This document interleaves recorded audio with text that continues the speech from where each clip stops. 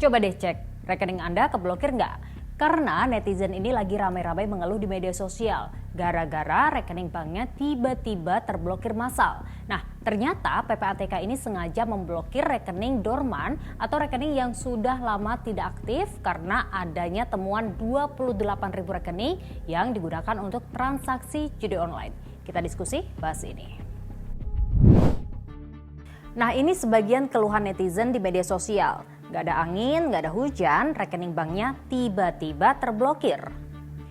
Ternyata gara-garanya ini, Pusat Pelaporan dan Analisis Transaksi Keuangan atau PPATK mendata di tahun 2024 ada lebih dari 28.000 rekening digunakan untuk deposit judi online. Makanya demi alasan keamanan, nasabah yang rekeningnya dorman atau pasif dihentikan untuk sementara. Gini kalau kata PPATK. Rekening dorman adalah rekening yang tidak ada aktivitas transaksi dalam periode tertentu, 6 bulan, setahun, dan sebagainya. Tergantung kriteria dari masing-masing bank. Nah, kami dapat datanya dari perbankan yang mengkategorikan bahwa rekening itu rekening dorman. Dorman kan berarti tidak aktif dalam jangka waktu yang relatif lama. Nah, ini kami hentikan sementara, jadi sementara ya. Tapi sejatinya bahwa ini tujuannya adalah untuk melindungi nasabah, melindungi kepentingan nasabah. Jangan sampai digunakan untuk aktivitas-aktivitas ilegal ataupun yang memang haknya nasabah terinformasi. Nah, kalau memang dia aktif, harusnya memang itu tidak dihentikan oleh perbankan karena statusnya dia aktif.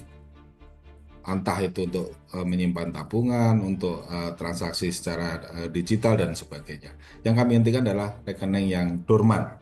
Dorman itu benar-benar tidak ada aktivitas. Sehingga apabila ada nasabah yang merasa rekeningnya aktif dan tidak dorman dan itu terhentikan, nah mereka dapat menghubungi perbankan untuk direaktivasi.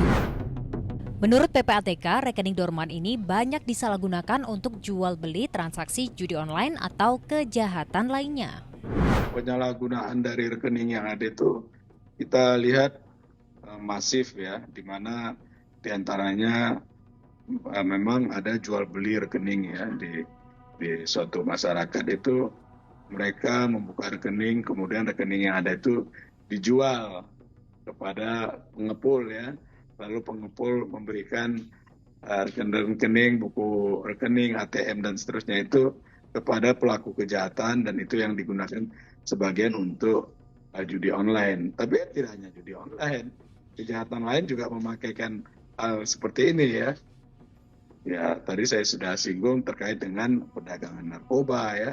Itu juga banyak menggunakan selain dari jual beli rekening tadi, menggunakan juga rekening-rekening tidur tadi atau dormant account. Nah, publik jadi isu nih. Kenapa sih rekening yang dorman atau tidak aktif justru jadi sasaran blokir? Saya diskusikan ini dengan pakar keamanan siber. Rekening dorman dan pasif dijadikan celah untuk transaksi judol kemungkinan karena rekening-rekening yang dibuka itu sudah dipersiapkan untuk tindakan kejahatan. Jadi ada orang, kamu Google aja, beli rekening bank palsu, banknya tinggal sebut, lalu keluar, kamu bisa beli gitu loh. Nah, di sini apa yang dilakukan adalah ini adalah karena data kependudukan yang bocor, lalu pakai KTP palsu untuk buka rekening, lalu ada yang mata pencahariannya dia jual rekening bodong, rekening yang udah ada kartu ATM-nya, lalu dia jualnya misalnya 1 juta, 150.000, lalu yang beli itu akan dapat rekening siap ditarik lalu melakukan aksi kejahatan, apakah judi online atau sejenisnya gitu. Nah, nasabah yang rekeningnya terblokir ini bisa langsung reaktivasi. Caranya yang pertama ini bisa langsung datang ke masing-masing cabang bank atau yang kedua ini bisa langsung menghubungi PPATK untuk mengetahui lebih lanjut terkait status rekening. Biar nggak kena sasaran blokir massal, bisa cobain tips ini. Yang pertama, tutup rekening jika sudah lama tidak terpakai atau sudah tidak aktif.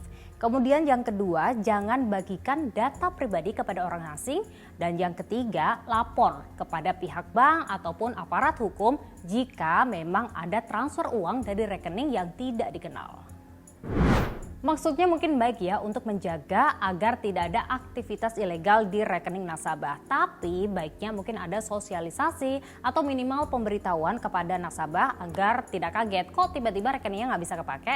Gimana kalau menurut kalian? Kita lanjut diskusi di kolom komentar ya.